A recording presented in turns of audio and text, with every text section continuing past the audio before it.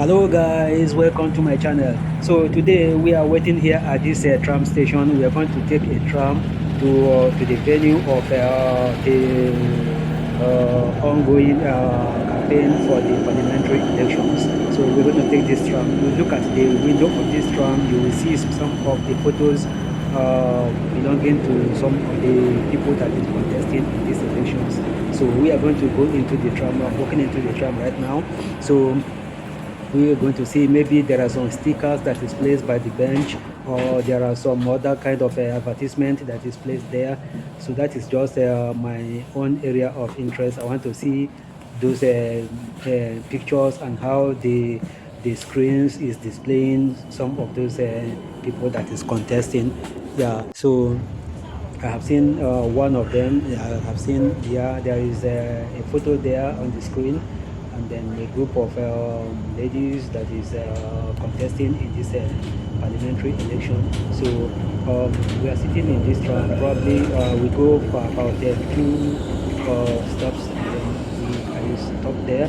Then I can be able to walk to the venue, which is at least about a few meters, about 100 meters from the place for me to write. So we continue. So I will have to talk a little bit about the. So you can see on this bench too, there is some photos of this participants. Yeah. So we are stepping. Yeah, we are stepping out from here. So let's go down. Yeah.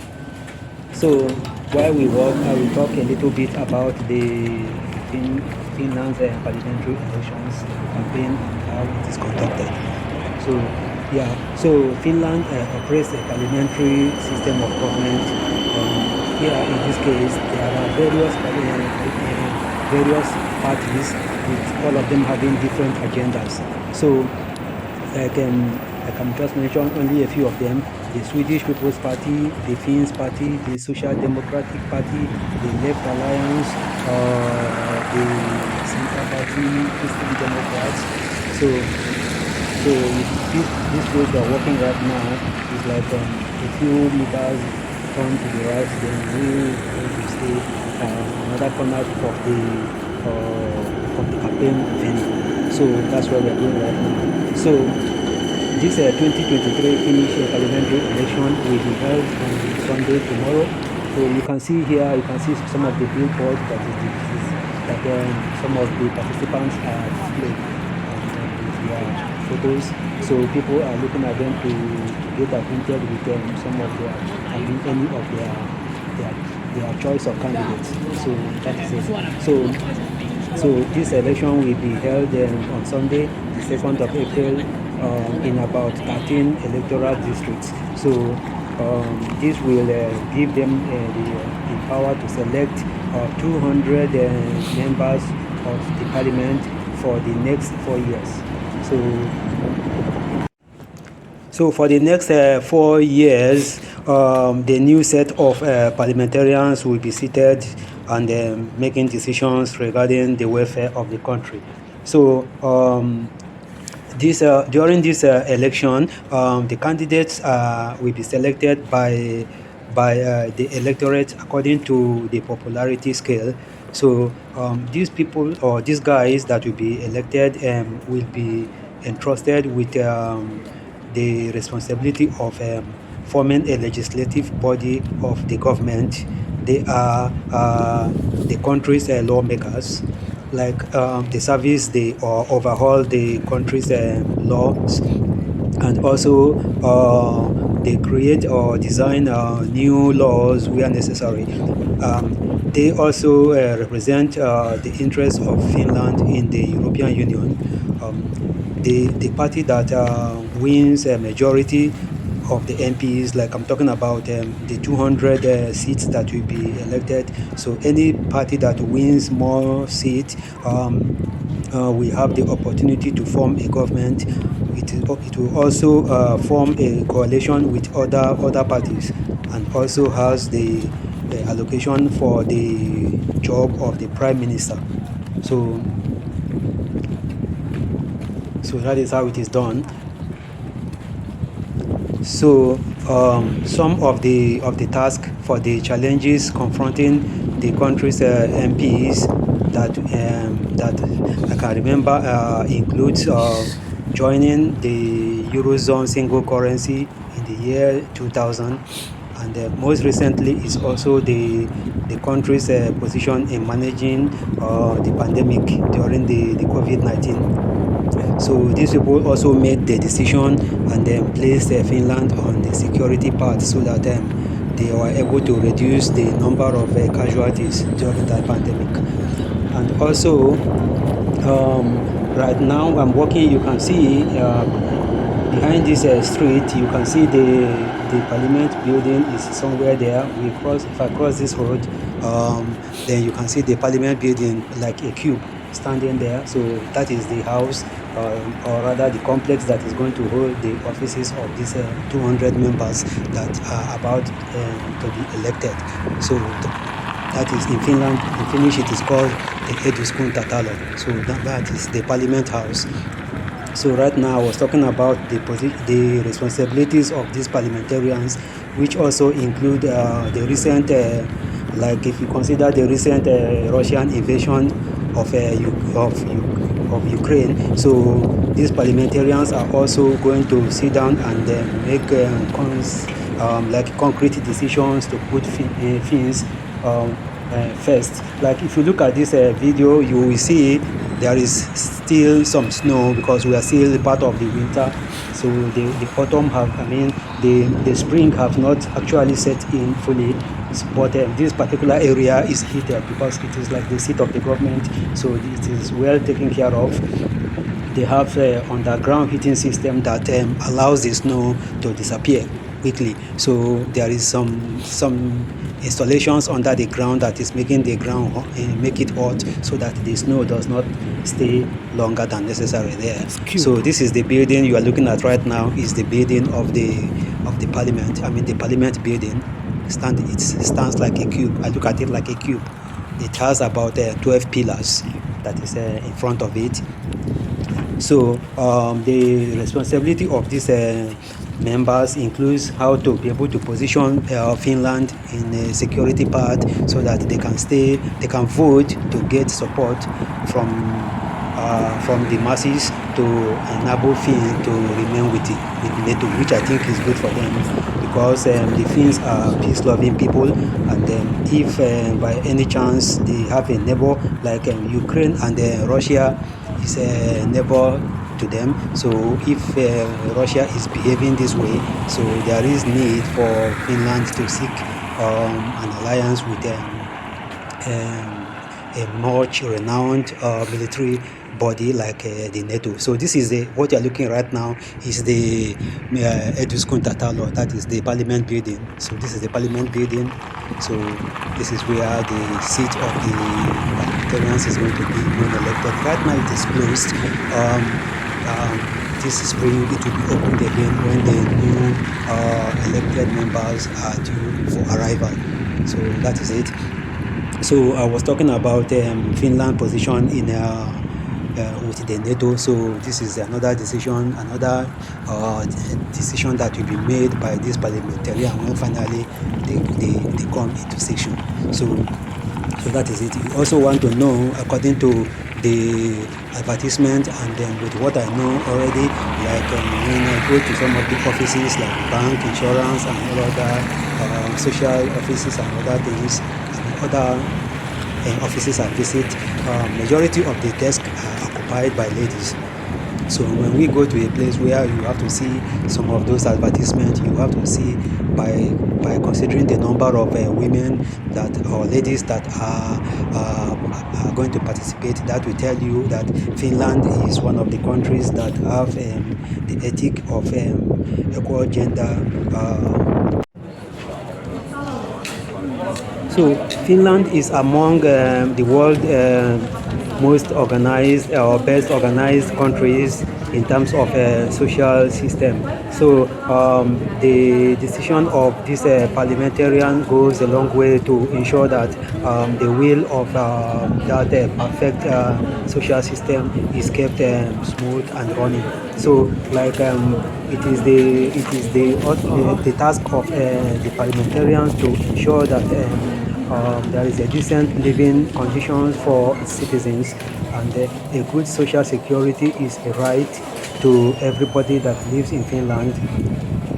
And the decision makers, or they intervene as quick as possible in response to, on behalf of the people, in terms of social benefit, unemployment compensation, healthcare, pensions, and or healthcare, pensions like family support, and maybe child welfare services as well. So there is a lot of things that is expected by the people, depending on the status and integrity of these people that is placed in charge of the services as the parliamentarians.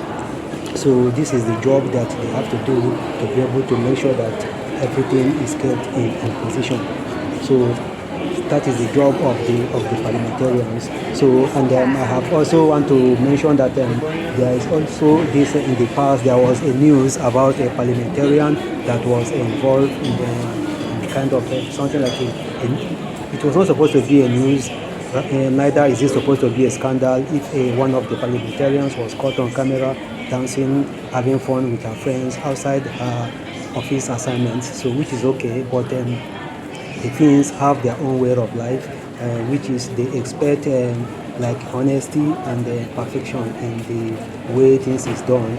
So I don't think I can see that kind of behavior as a misconduct by any member of the government. But if it is, like I think other countries where there is high level of corruption, I think if dancing and having fun is a crime, so others can go ahead and commit such offenses rather than all kind of grievance, or all kind of fraud and malpractices that is going on in different countries. But here, dancing and having fun was supposed to be a big deal, which I think is not which I think it is not supposed to be that way. So that is how it goes. So they expect that these people they are going to vote into the parliament should be people of high integrity, people that can represent them in terms of attitude and behavior.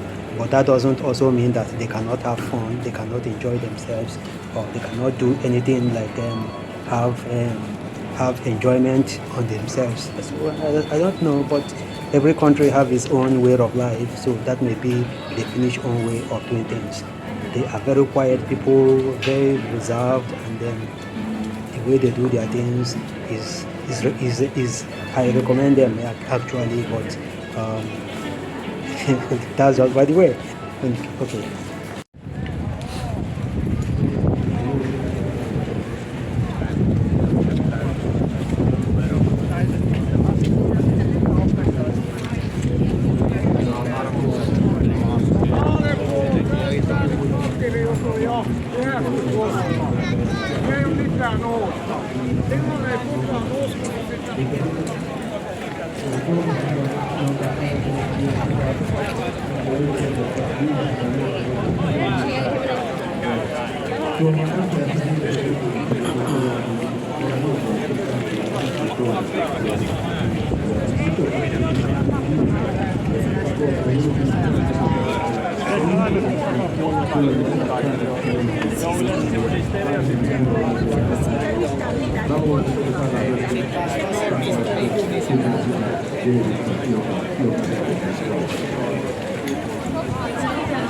Kiitos.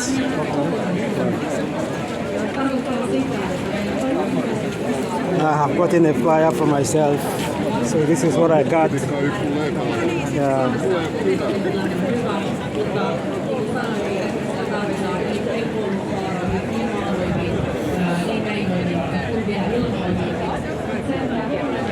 Let's see what we have here. Kuinka me ollaan arabiassa tavallaan? Haluaisin minä olla koskaan perustelumme, mutta Joo, ne on aika hajanaisia. yksi tärkeä asia tästä resilienssistä ja siitä, että Euroopan kantokyky tällä hetkellä kestää, on se, että eurooppalaisen puolustusteollisuuteen pitää panostaa entistä enemmän. Meillä menee Ukrainaan tällä hetkellä koko ajan enemmän aseita oikeutetusti ja näin pitää olla. Sitten yksi asia, mikä haluaisin nostaa tähän, on se, että koko Euroopan turvallisuuden kannalta niin meidän pitää huolehtia puolustusteollisuuden tilanteesta. Kiitoksia innekkäistä vastauksista. Eli nyt näyttäisiin myös tähän NATO-asetuksella hyvällä tolalla. Mennäänpä sitten seuraavaan tematiikkaan, eli Euroopan unioni, joka onkin hyvin laaja aihe-alue.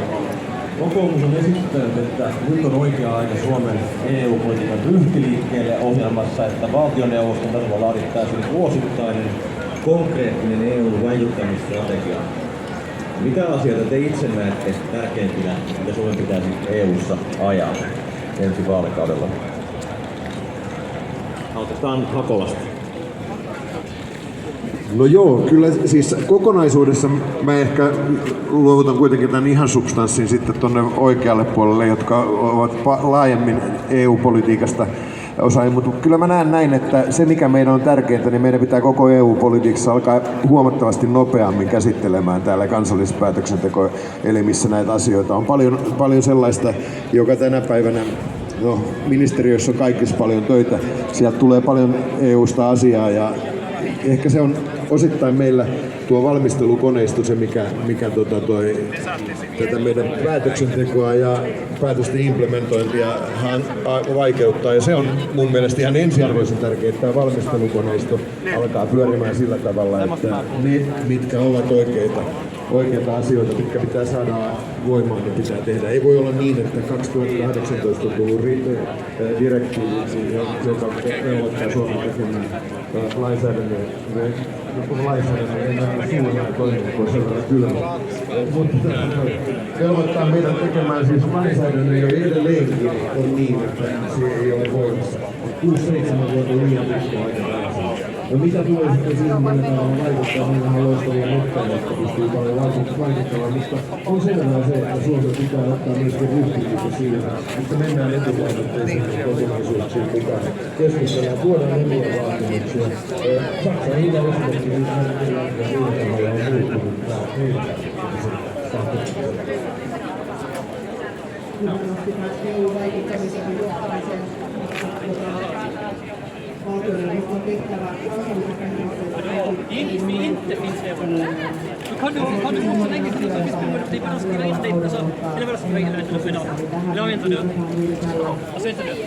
Ohjelmalla siitä, että vuosittain tehdään sitä operatiivista ja strategista tarkastelua siitä, että mitkä on ne keskeiset hankkeet, joihin me halutaan nimenomaan proaktiivisesti olla vaikuttamassa, jotta ei tulla ikään kuin yllätetyksi siinä kohtaa, kun sitten tulee joku direktiivi, joka on mahdollisesti Suomen kansallista etua vastaan.